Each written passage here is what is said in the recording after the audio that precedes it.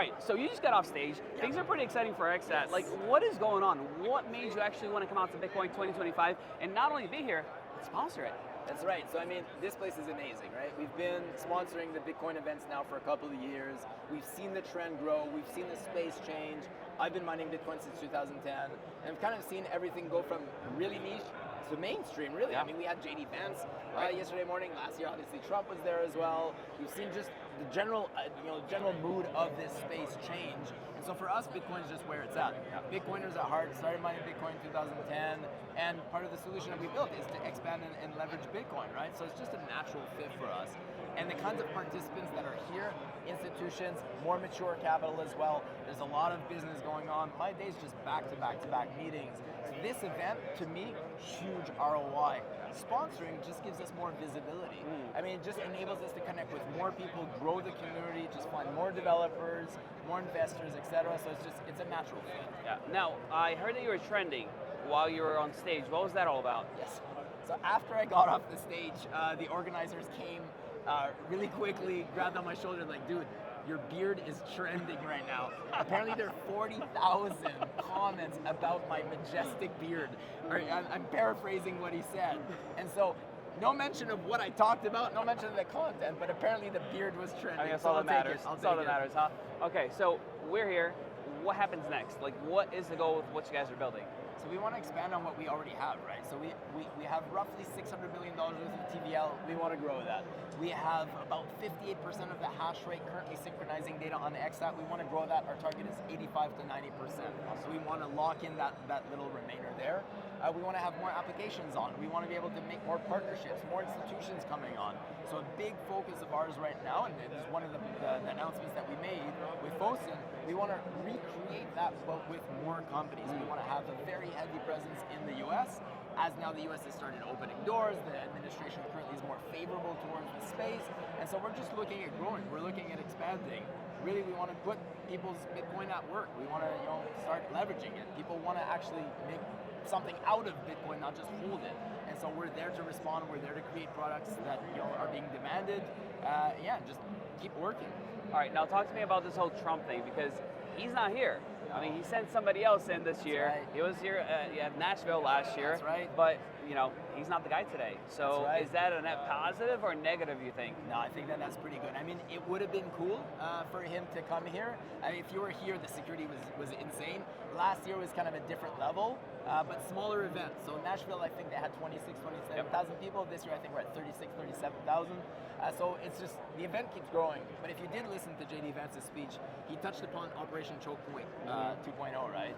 And he said, with this current administration, that's never going to happen again, type of thing.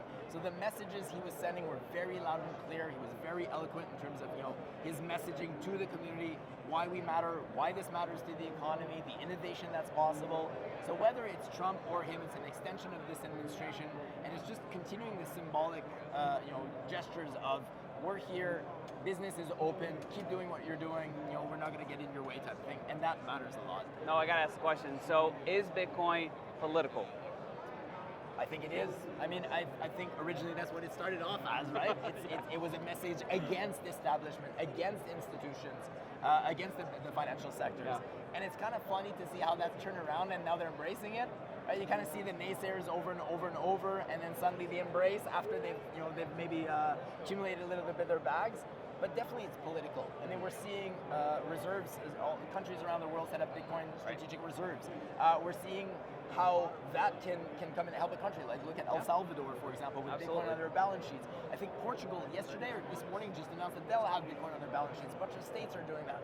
So at this point, I think they're intertwined. People are seeing the power of Bitcoin, the power of the technology, the power of everything that Bitcoin represents, and everybody wants a piece of the pie. And so at this point, I don't think you can separate politics and Bitcoin. They're quite intertwined. No, absolutely. Now I got to ask you in regards to something else, because I think a big, let's call it client partners of yours, are mining pools. Yeah. So what's the benefit of somebody, partnering with you guys and, kind of jumping on board? So when we were developing XSAT and we were looking at being a data availability layer, the big question we had was, all right, well, who's going to be synchronizing that data? If we're synchronizing that data, we become the attack vector. If we appoint even validators to be able to do that, or large institutions or names, they could still be kind of the attack vector. Who are the best people to actually synchronize the data? The people that created the data in the first place, the Bitcoin mining pools, right? So very early on when we were developing our tokenomics, we were developing the white paper, like we need to get those people on board. How do we get them on board? We need to incentivize them. Yeah. And it coincided with the halving, and so there was a big trend of mining pools wanting to attract hash rate because then it was becoming economically unviable for some of the smaller pools, and you get this cycle every 4 years, right?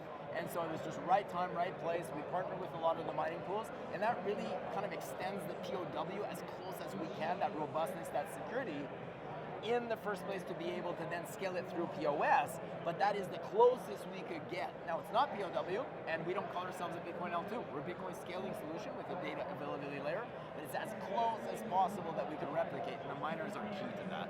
Yeah, I mean, give me value, I'll take it any day of the year, right? What's this hashtag A? Yes, I mean, good question. So XSAT is built on the Vaulta network. Vaulta's token is the A token. So whatever, that's the token symbol, and that's the Vaulta token. So that is EOS that rebranded to Vaulta. We just, I guess the token is now live everywhere. So this week, as you can tell, this was all planned, right? So we planned everything towards Las Vegas. So all of the exchanges pause withdrawals and deposits of EOS around the 25th, 26th. And then the idea was to reopen during my keynote. Right. And so last night around 1 a.m. or so is when Binance did OKX. We've got a bunch of exchanges, and so that's what the A token is. It's the new Vaulta token. And so that's our brand. That's where we're going. That kind of symbolizes all of the work that we've done in this space and planting the flag of where we want to go in that Web3 banking space under that new brand, Vaulta. I mean, I love the letter. I mean, I'm action, right? And I know that I'm always at the top of the list. Do you see some benefits with that? Yes. So I mean, when you go oftentimes in search engines and you type a letter, the first one that comes in is that one, right? Yeah. And so we saw that there would likely be, and especially in Asia, this is a big thing in Asia, we saw that having that premium token ticker was going to be worth something at some point. I think there's a B that just launched not too long ago as well. And you've got Phantom with S, etc. So there's only 26 of them, but the first one's going to be A, right? You've got Apple, their stock ticker, AAPL. So there is a battle that happens there, and the idea was once an exchange lists you, in this case, for example, Binance, nobody else will be able to come in and take that token ticker away from you. So you will always be at the top of the list. You start A, that's the first one that pops up. So even if you want to go, for example, Cardano, you type A because you're about to type 88. Right. Vaulta's you're still gonna above pop up first. And so to some people that's worth a lot. Yeah. It is kind of marketing, and we do believe that has some value. It's a premium token. I mean, it's attention economy, right? Like that's what we're kind of living day in, day out. How do you get the people not only to see it, but to push forward and figure out what is it? Let me learn more about it. Like, what's the plan? What's the strategy? So, I mean, we've been doing this go-to-market strategy for a while now. We're here at this conference. That's part of the strategy. Doing interviews like this. We've got our website. We do reach outs. On a weekly basis, we have a bunch of articles. We've got media. We've got community members posting information. So there's tons of information out there. And if you're not sure where to go, Vaulta.com or xsat.com. You can get all of that info. But really, I mean, just kind of come to these places. Just look online. There's tons of information out there. I love it. So I know that it's been going really well. Your booth is like insane right now. Like, so we can't even talk to some people at times there. And not only that, you're making some pretty awesome deals. I see you in the back. I don't think a lot of people notice, but it's been running pretty smoothly. Back to back. Is it what you expected? Is it better? What's it look like from your side of things? To be honest, it's better.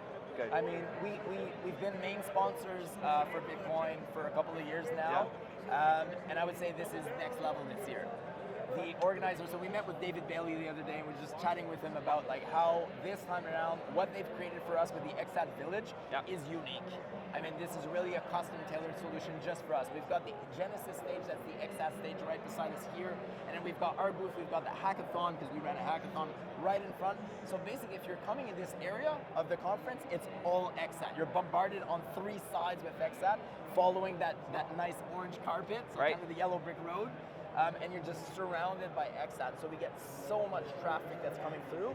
And all of this is because the organizers really saw, we've got a growing relationship with them. We've been doing this for a few years, and they really wanted to make something special and unique for us. This is not on the menu. This is completely customized to ensure that we get a lot of traffic and that we can get our message out. Yeah. Basically, it's, I would say, next level. Really awesome. Now, I know we're a Bitcoin conference. Yeah. It's my favorite by far out of any other conference in the world. Might as well. Why? Why is it my favorite? Yeah. There's a level, there's a level of maturity of the people that are at Bitcoin conferences that's different than other conferences. So I go to Token 2049 every year. I've gone multiple times, we've sponsored there as well. Token 2049 is more of a party. And there's a lot going on and it's great, and usually if it's a Singapore one, it's lined up with F1 and everything. There's a lot of people and it's awesome. Yeah. From a business point of view, I'd say the ROI is just not the same. Bitcoiners, one of the things that's unique is everybody here is trying to improve Bitcoin. Yeah. Whereas when you go to other conferences, you got a lot of competition between different groups and what they're trying to achieve, even the L2s, and they're trying to take like attention economy. Here, there's one focus. Everybody's trying to make Bitcoin better. So even when you walk around and you talk to people, there's somewhat of a camaraderie of, well, what are you doing? What do you do? Okay, how can we work together? Oh wow. That doesn't happen as much as in other conferences. Another thing, the kind of people that are coming, different crew as well. There's a daycare.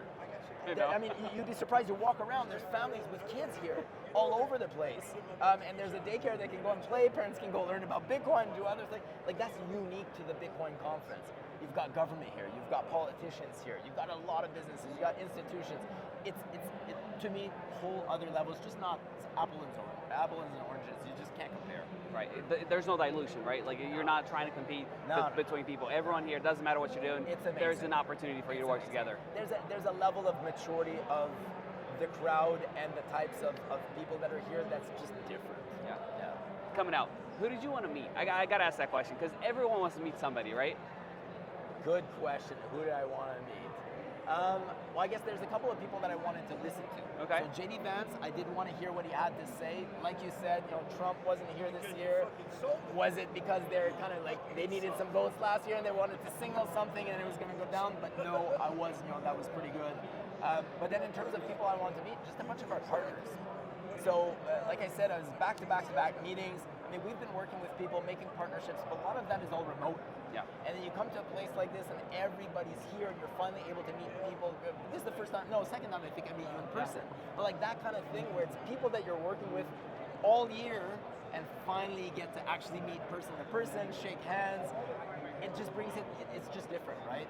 Absolutely. And so for me, that was the big thing. Meeting people that we've been working on for a year, 2 years, and just being able to sit down with them, have a drink, maybe have a chat, and just making that personal connection that's not the same when you're remote. I think we're here for the same reason. Like, I could care less about, the things that are happening. It's all about the people, right? Like, getting to know the people that, you first figure out who people are, then you figure out what they're building. Like, that always comes first. At least for me, that's the way I've always seen it.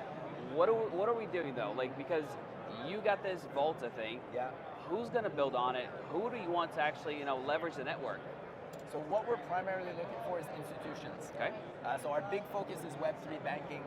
With the Bitcoin ETFs that started off last year, now with the administration in place and kind of signaling things to come, a little bit more easy going in terms of being able to innovate within the United States. We're looking for institutions in the United States that have capital. They've got assets. They want to tokenize those assets. They're looking for a tech partner. They're looking for an infrastructure provider. We're also looking for those that might have the infrastructure, they've got licenses, and we want to leverage their licenses because we've got a few and we can operate in a few jurisdictions to offer wealth management solutions, tokenization of assets, etc. But you might have licenses, but you don't have the product. We've got the product, you've got the licenses, or you've got the product, you've got the license, but you're looking for a tech partner. Right. You're looking for investors. So we've got a bunch of different things that we can do. But primarily, we're looking for people who see the potential of this space, who have Bitcoin and they want to put it to work, and they're looking for somebody, a partner, who can help them do that. All right, I do my part now, because usually I'm looking at the camera going, you got to check them out, X, Y, and Z. You tell them where they can find you, how they can get more information, and get connected with you guys. Sounds good. So, you can connect with us at vaulta.com or xsat.com. You can connect with me at BigBeardSamurai. If you want to join our team as well on X, we've got at Vaulta_, we've got at EOS Network. But yeah, if you want to come to the booth. If you're here listening right now, come join us. If not, we're always at events as well. Yeah. Come in person. That's where it's at. Love it. Thank you so much for your time. Always a pleasure to talk to you. Thank you, Action, man. Yeah, my pleasure.